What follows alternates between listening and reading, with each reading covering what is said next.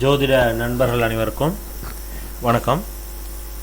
So இந்த நிகழ்ச்சி பார்த்தீங்கன்னா சூப்பர் சாட் பண்ணியிருக்கக்கூடியவர்கள் நபர்களுக்கான ஆன்சர் செக்ஷன் வீடியோ இது. ஸோ நம்ம வாரம் சனி மற்றும் ஞாயிற்றுக்கிழமைகளை 2 லைவ் பண்ணுறோம்.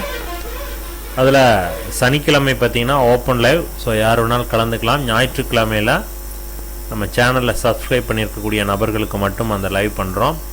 சனிக்கிழமை இரவு 7 மணிக்கும் ஞாயிற்றுக்கிழமை காலையில் 11 மணிக்கும் அதை கண்டக்ட் பண்ணிட்டு வரோம். இந்த போன வாரத்தில் அதை கண்டக்ட் பண்ண காலகட்டங்களில் சில நேர்கள் வந்தீங்கன்னா பேமெண்ட் பண்ணிவிட்டு கொஷின்ஸ் கேட்டிருந்தாங்க. அவங்களுக்கான ஆன்சரை பார்ப்போம். அதுலேயும் நம்ம முதலே சொல்லிடுறேன், 100 ருபீஸ் கீழே பேமெண்ட் பண்ணியிருந்தீங்கன்னா அவங்களுக்கு ஆன்சர் கிடையாதுங்கிறத ஸ்க்ரோலிங்லேயே போட்டிருக்கிறேன். ஸோ அதனால் எக்ஸ்பெக்ட் பண்ணாதீங்க அதற்கு கீழே போட்டிருந்தீங்கன்னா. சரி, இப்போ முதல் நேயர் அப்படின்னு பார்த்தீங்கன்னா ரமேஷ் கேட்டிருக்காரு. அவர் என்ன கேட்டிருக்காருன்னா மை டாட்டரோட டேட் ஆஃப் பர்த் கொடுத்துருக்காருங்க. பொண்ணுடைய ஜாதகம் கொடுத்து சம் கேள்வி கேட்டிருக்காரு அரசு வேலை சம்மந்தமாக. 30/11/2000 6:22 PM புதுக்கோட்டையில். So when C will get higher post in TNPSC and UPSC, இதில் ஏதாவது எப்போ கிடைக்கும் அப்படின்னு கேட்டிருக்காங்க. அபவுட் மேரேஜ் பீரியட் எப்போ, ஹஸ்பண்ட் ஸ்டேட்டஸ் எப்படி இருக்கும், லக்னாதிபதி ஸ்ட்ரென்த் அப்படின்னு ஒரு 7 கேள்வி கேட்டிருக்காப்புல.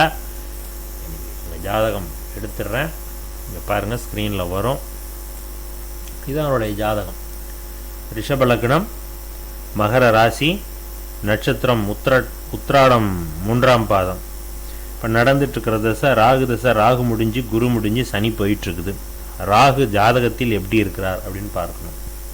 அதை தாண்டி ஜாதகம் எந்த அளவுக்கு பலம், ஃபஸ்ட்டு லக்னாதிபதி பலமாக நிற்கிதா, அதுவும் ஒரு கேள்வியாக கேட்டிருக்கார். இங்கே லக்னாதிபதி 8ஆம் இடத்தில் மறைந்து அதற்கப்புறம் பரிவர்த்தனை மூலமாக ஆட்சி, அண்ட் தென் லக்னாதிபதி 8ல் மறைஞ்சாலும் வர்க்கோத்தமம். ஸோ இங்கே லக்னாதிபதியினுடைய பலம் எவ்வளோ இருக்குது, ஃபஸ்ட்டு 8ஆம் இடத்துல மறையக்கூடாது. அதே நேரத்தில் 8ஆம் பாவகாதிபதியோடு தொடர்பும் பெறக்கூடாது. 8ஆம் இடத்துல பலமாகுது. அப்போ இது லக்னாதிபதி எந்த அளவுக்கு பலம் அப்படின்னா, லக்னாதிபதி பலம் தான். ஆனால் நேரடியாக ஒரு கிரகம் பலமாக வெற்றி பெறுவதை விட இது மறைமுகமாக வெற்றி பெறுகிறது அப்படிங்கிறது என்னுடைய ஆன்சர்.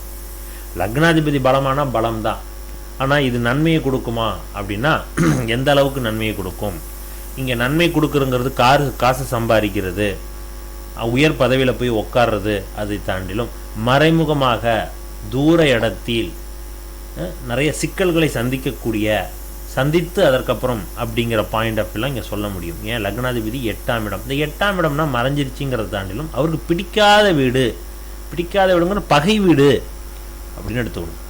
அப்போ பகை வீட்டில் இருந்து பலம் பெறுவது, இந்த யூபிஎஸ்சியில் பெரிய ஒரு போஸ்டிங்கில் போய் உட்காரணும்னா நேரடியாக ஒரு கிரகம் ஆட்சி உச்சமாக இருந்து ஒருவர் போவதற்கும் நீங்கள் மறைஞ்சி பகை வீட்டில் அமர்ந்து பலமாகி போவதற்கும் நிறைய டிஃப்ரெண்ட் இருக்குது. இது போகாது அப்படின்னு சொல்கிறத விட போவதற்கான வாய்ப்புகள் குறைவாக இருக்குது அந்த போஸ்டிங்கில் உட்காருவதற்கு அப்படின்னு நான் சொல்கிறேன். சரியா?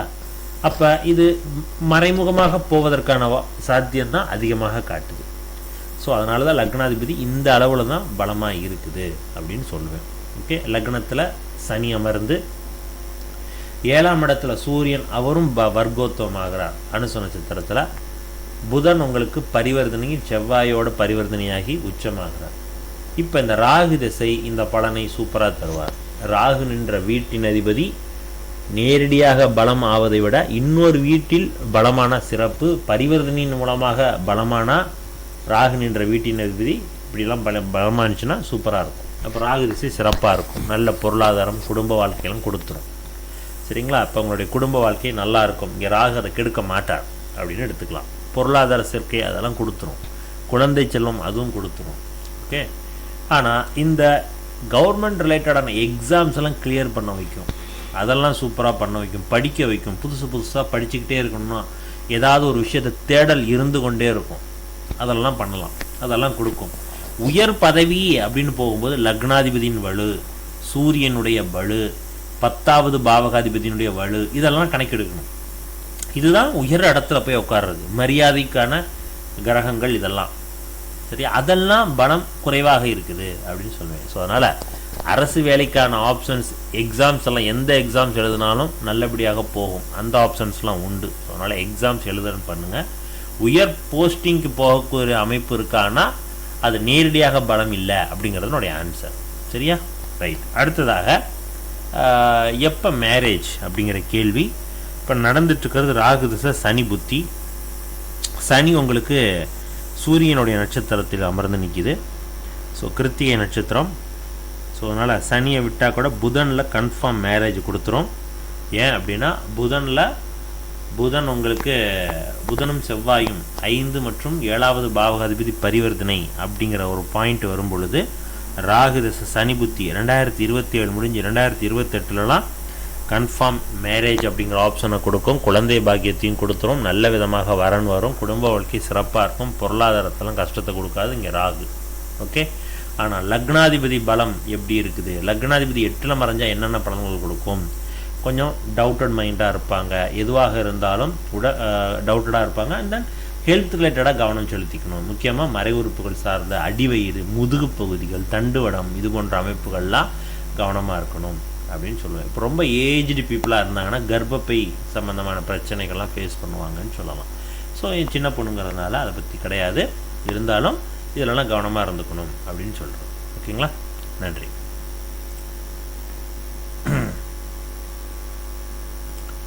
சரி, அடுத்ததாக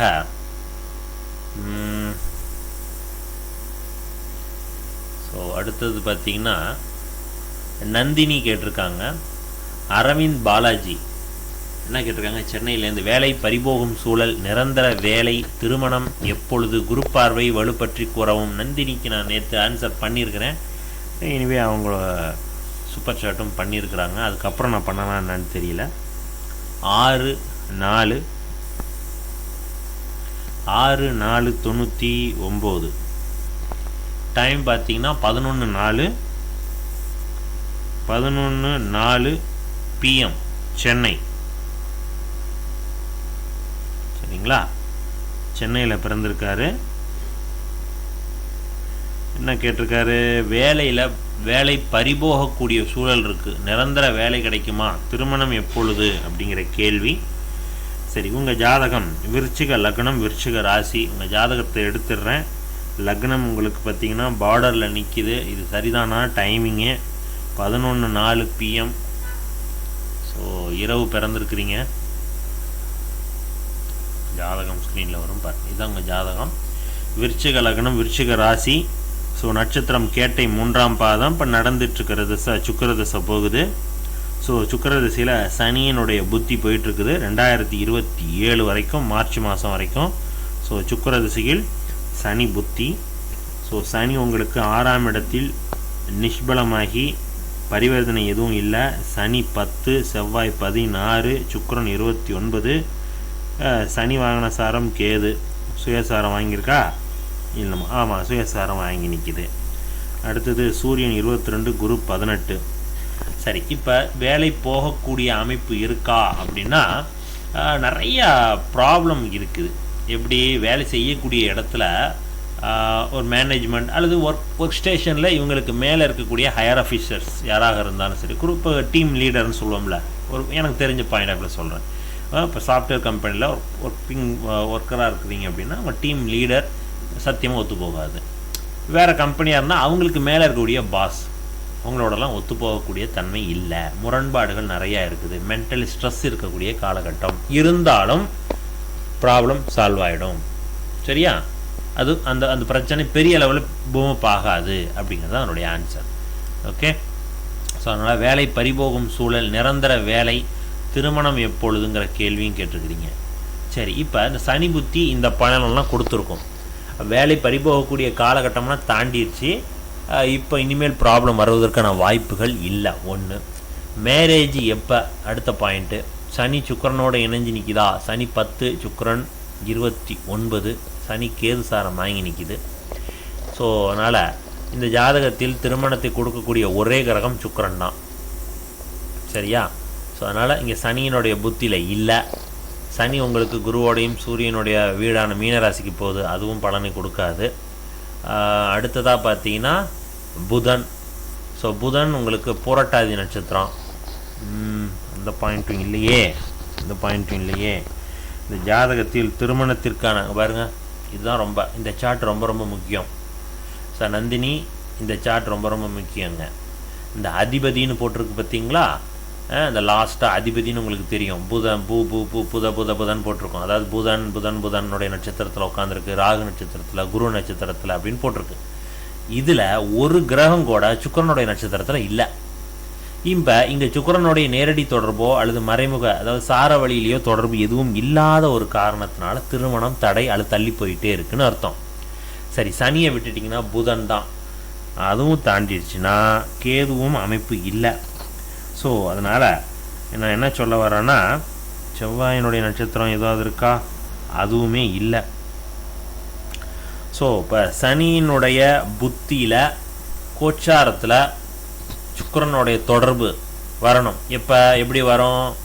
ஒன்று சுக்கிரனுடைய வீடான சுக்கிரன் இருக்கக்கூடிய இடத்துக்கே கோச்சாரத்தில் சுக்கிரன் வரணும் மேசராசிக்குள்ளே, அல்லது சனியினுடைய வீட்டுக்குள்ளே, அதாவது மகரம், கும்பம், மீனம், இந்த 3 வீடுகளில் சுக்கிரன் கோச்சாரத்தில் உள்ளே வந்ததுன்னா அன்னைய காலகட்டம் உங்களுக்கு திருமணம். இது எப்போ வரும்? இனிமேல் அடுத்த வருடம் தான். அது எப்போ வரும்? அடுத்த வருடம் ஜனவரி, பிப்ரவரி, மார்ச் இந்த காலகட்டங்களில் வருவதற்கு சாத்தியம் உண்டு. கோச்சாரம் அப்போ தான் வரும். என்னோடய கெஸ் படி அன்னைய காலகட்டம் தான் வரும். அந்த காலகட்டம் விட்டுட்டிங்கன்னா அதுக்கப்புறம் அவ்வளோதான். உங்களுக்கு ஏப்ரல் மாதம் வரைக்கும் இருக்குது. ஜனவரிலேருந்து ஏப்ரல் மாதம் வரைக்கும் ஒரு காலகட்டம் இருக்குது. இந்த சனியினுடைய புத்தி அன்னைய காலகட்டம் திருமணத்தை கொடுப்பதற்கான சாத்திய அமைப்பு உண்டு. இதுதான் தி பெஸ்ட் டைம். அதை விட்டுட்டிங்கன்னா அதுக்கப்புறம் ஆப்ஷன் கிடையாதுங்க. உங்கள் ஜாதகத்தில் தோஷம் இருக்கா? இல்லை. 7வது பாவாவது 7க்கு 12ல் 6ல் மறைஞ்சி இல்லை, அதுவும் கிடையாது. தோஷம் இல்லை, ஆனால் திருமணம் தடை. காரணம், ஒரு கிரகம் கூட திருமணத்தை நடத்தி வைப்பதற்கான சூழலில் கிரக தொடர்பில் எதுவுமே இல்லை. இதுதான் காரணம். இதுவும் ஒரு தோஷம் அப்படின்னு சொல்லலாம். ஸோ அப்போ இதை எப்படி நம்ம பயன்படுத்திக்கிறது? இது மாதிரியான ஜாதகர்களுக்கெல்லாம் இப்போ திருமணமே டிலே ஆகுது, தள்ளி போயிட்டே இருக்குமா, எப்போ தான் கல்யாணம் நடக்கும் அப்படின்னா, இப்போ நான் சொன்ன பாயிண்ட் சரி. அப்போ கோச்சாரத்தில் இந்த காலகட்டங்கள் சனியினுடைய தொடர்பு எப்போ வருதோ அன்னைய காலகட்டம் டப்புன்னு முடியும். சரியா? அப்போ அடுத்த வருடம் ஜனவரிலேருந்து ஏப்ரல் காலகட்டம் சனியினுடைய புத்தியில் திருமணத்திற்கான காலகட்டம் அப்படின்னு சொல்லுவேன். வேலை வாய்ப்பு பயப்பட வேண்டாம், அதெல்லாம் தாண்டிடுச்சிங்க, சூழல் பறி போகாது, பயப்பட வேண்டாம். குரு பார்வை வலுப்பற்றி கூறவும் அப்படிங்கிற ஒரு கேள்வி. இந்த ஜாதகத்தில் குரு பலமாக தான் நிற்கிறாரு. குரு சூரியனோட அஸ்தங்கம் ஆகலை, எடுத்துக்கவே வேண்டாம். அதான் எப்பவுமே சொல்கிறேன்ல, ஒரு ஆட்சி பெற்ற உச்சம் பெற்ற கிரகம் சூரியனோட அஸ்தங்கம் அல்லது ராகுவோட கிரகணமானாலோ அது அஸ்தங்க தோஷம் கிடையாது, கிரகண தோஷம் கிடையாதுன்னு நான் சொல்லியிருக்கேன். ஸோ அதனால் பயப்பட வேண்டாம், குரு பலமாக தான் நிற்கிது. லக்னத்தை பார்ப்பது, ராசியை பார்ப்பது சிறப்பு அப்படின்னு சொல்லுவேன். ஓகே, நன்றி. சரி, அடுத்ததாக சரஸ்வதி அணு அப்படிங்கிறவங்க கேட்டிருக்கிறாங்க. அவங்க என்ன கேட்டிருக்காங்கன்னா, அவங்க டீட்டெயில்ஸ் போடலை, நான் இதுலேருந்து எடுத்தேன். தயவுசெய்து கொஞ்சம் டெக்ஸ்ட் பண்ணும்போது பேமெண்ட் பண்ணும்பொழுதே அந்த கேள்வியும் டெக்ஸ்ட் பண்ணி விட்ருங்க. சார் வணக்கம், பிறந்த தேதி 5/10/79, நேரம் 8:34 AM, பொள்ளாச்சி. ஏதாவது புதிய தொழில் செய்ய விரும்புகிறேன், இப்பொழுது செய்யலாமா? என்ன தொழில் செய்யலாம் அப்படிங்கிற கேள்வி கேட்குறாங்க. எடுத்துடலாம். 5/10/79, டைம் பார்த்திங்கன்னா 8:34 AM காலை, பொள்ளாச்சி.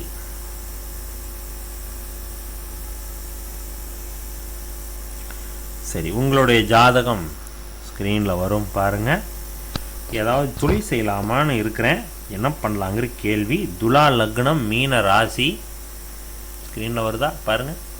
துலா லக்னம், மீன ராசி, நட்சத்திரம் உத்திரட்டாதி 2வது பாதம். இப்போ நடந்துட்டுருக்கிறது சுக்கிர தசை போயிட்டுருக்குது, லக்னாதிபதியினுடைய தசை.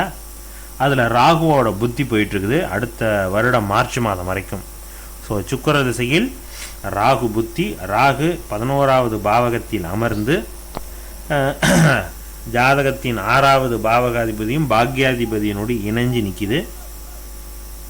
ஸோ அதனால் இங்கே லக்னாதிபதி பலம் இருக்கா? எஸ், பலம் இருக்குது. பரிவர்த்தனையில் ஆட்சியாக நிற்கிறார்.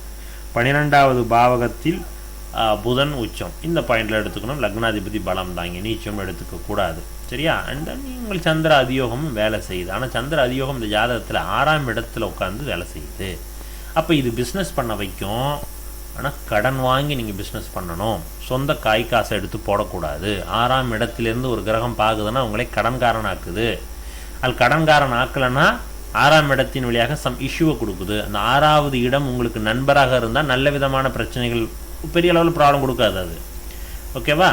அதே இது 6வது பாவகம் ஜாதகத்துக்கு அந்த லக்னத்துக்கு எதிரியாக இருந்ததுன்னா கண்டிப்பாக கெடுவிளைவை கொடுக்கும் அப்படிங்கிறத புரிஞ்சுக்கணும். ஸோ அப்படி பார்க்கும்போது சுக்கிர திசை 12ல் மறைஞ்சாலும் சந்திரன் பார்க்குது. அப்போ பிஸ்னஸ் பண்ணுறதுக்கான அமைப்பு தான் சூரியன் பலம், சுக்கிரன் பலம், 10வது பாவகாதிபதி பலம். ஸோ எப்படி எல்லாமே பலம் தான். இப்போ ஜாதகம் பிஸ்னஸ் பண்ணுறதுக்கான அமைப்பு இருக்குது. இப்போ ராகு புத்தி போகுது. அப்போ ராகு தொழிலை செய்ய விடுவாரா? என்ன தொழில் செய்யலாம்?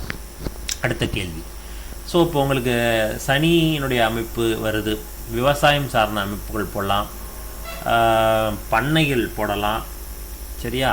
அல்லது எலக்ட்ரிக்கல் சாதனம் ஹார்ட்வேர் சம்மந்தமாக போகலாம். ஸோ இதெல்லாம் உங்களுக்கு வருது பிஸ்னஸ் ரிலேட்டடாக. எலக்ட்ரிக்கல் சாதனங்கள், ஹார்ட்வேர் சம்மந்தமான பைப்பு, பிவிசி பைப்பு, இது போன்ற இரும்பு சம்மந்தமானது இதெல்லாம் உங்களுக்கு வரும். அல்லது பண்ணையின் போடலாம், அதாவது ஆடு மாடு பண்ணை, சரிங்களா? ஆட்டு பண்ணை போடுறது, இது போன்ற அமைப்புகள்லாம் காட்டுது. இந்த ராகு புத்தி செய்யலாமா? செய்யலாம். கடன் வாங்கி தான் செய்யக்கூடிய அமைப்பை காட்டுது. சொந்த காசு போடக்கூடாது. அண்ட் தென் வேறு ஏதாவது ஐடியா இருக்கா நான் எப்பயுமே கேட்பேன். ஸோ இந்த கிரகம் இது மட்டும்தான் செய்யுமா? கிடையாது. பொள்ளாச்சிங்கிறதுனால நான் விவசாயம் சார்ந்தது நான் டப்புன்னு எடுக்கிறேன். நான் பொள்ளாச்சியில் இருக்கிறேன் சார், நான் சாஃப்ட்வேரில் படிச்சிருக்கிறேன், நான் வேறு ஏதோ அப்படின்னா நான் பலன்கள் அந்த இடத்துல வேறு விதமாக மாறும். ஓகேவா? ஸோ அதனால் உங்களுடைய தாட்டு, எனக்கு இந்த ஐடியாவில் இருக்கிறேன் சார், நான் இதெல்லாம் பண்ணலாமா, இதெல்லாம் எனக்கு வருமா அப்படின்னு கேட்டிங்கன்னா இன்னும் அக்யூரேட்டாக உள்ளே போயிடலாம். இதெல்லாம் வரும். ஆமாம், இந்த கிரகம் இதையும் செய்யும். இல்லை சார், இது செய்யாது சார், நீங்கள் இந்த இந்த இந்த ஆங்கிளில் போகலாமே அப்படின்னு டைவர்ட் பண்ணுவேன். ஸோ அதனால் இங்கே ராகுவினுடைய புத்தி போகுது. ராகு பலமாக நிற்கிறாரு. ஸோ கண்டிப்பாக பிஸ்னஸ் பண்ண வைக்கும். அடுத்தது குருவினுடைய தொடர்பும் வருது. குருவும் கேது சாரம். ஸோ அதனால் எலக்ட்ரிக்கல் சாதன அமைப்புகள், ஹார்ட்வேர் சம்பந்த அமைப்புகள், விவசாய நிலம் சார்ந்த அமைப்புகள், ஆடுங்கிறத விட ஆட்டு பண்ணை, கோழிங்கிறத விட ஆடு கோழி பண்ணையும் வரும். ஆட்டு பண்ணை, கோழி பண்ணை இதெல்லாம் வருது. ஓகே. ஸோ அதனால் என்னோடய பாயிண்ட் ஆஃப் வியூவில் இந்த கிரக சேர்க்கைக்கு தோன்றதை சொல்லியிருக்கேன். சரிங்களா? சரி, ரைட். இவ்வளோ தான் நம்ம நேர்கள் கேட்டிருந்தாங்க. அதை தான் மற்றவர்கள்லாம் 20 ரூபா 40 ரூபான்னு போட்டுட்டு கேள்வி கேட்டிருந்தாங்க. நம்ம அதனால் நம்ம அதை குவிட் பண்ணுறோம். ஸோ இந்த வாரம் இந்த நேர்கள் மட்டும்தான் நமக்கு பேமெண்ட் பண்ணிவிட்டு கொஷின்ஸ் கேட்டிருந்தாங்க. அவங்களுக்கான ஆன்சரை பார்த்தோம். இதே மாதிரி உங்கள் ஜாதகத்துக்கு பலன் தெரிஞ்சுக்கணுன்னு விருப்பப்படுறீங்க அப்படின்னா நடப்பு தசாபுத்தி உங்கள் ஜாதகத்திற்கு என்ன பலனை செய்ய போகுது அப்படிங்கிற ஆஸ்பெக்டில் உங்களுடைய கேள்விகள், டவுட் இருந்துச்சுனாலோ, அல்லது நீங்கள் எதிர்பார்த்துட்டு இருக்கக்கூடிய பலன், திருமணம், வேலை, அது கவர்மெண்ட் வேலையா, ப்ரைவேட் வேலையா, பிஸ்னஸ் ஸ்டார்ட் பண்ணலாமா, என்ன பிஸ்னஸ், இது போன்ற அமைப்புகளில் ஏனும் கேள்விகள் இருந்துச்சுன்னா நம்ம சாட்டர்டே சண்டேயில் 2 நாட்கள் நம்ம ஃப்ரீ ப்ரெடிக்ஷன்ஸ், இலவசமாக ஜாதகம் பார்த்து பலன் சொல்லிட்டு வரோம். அந்த நிகழ்ச்சியில் கலந்து கொண்டு உங்கள் ஜாதகத்தை டெக்ஸ்ட் பண்ணி கேள்விகள் கேட்டு பலன் பெறுங்க. ரைட். ஸோ இந்த வீடியோவை நம்ம ஸ்டாப் பண்ணிக்கிறோம். அடுத்த வீடியோவில் சந்திக்கலாம். நன்றி, வணக்கம்.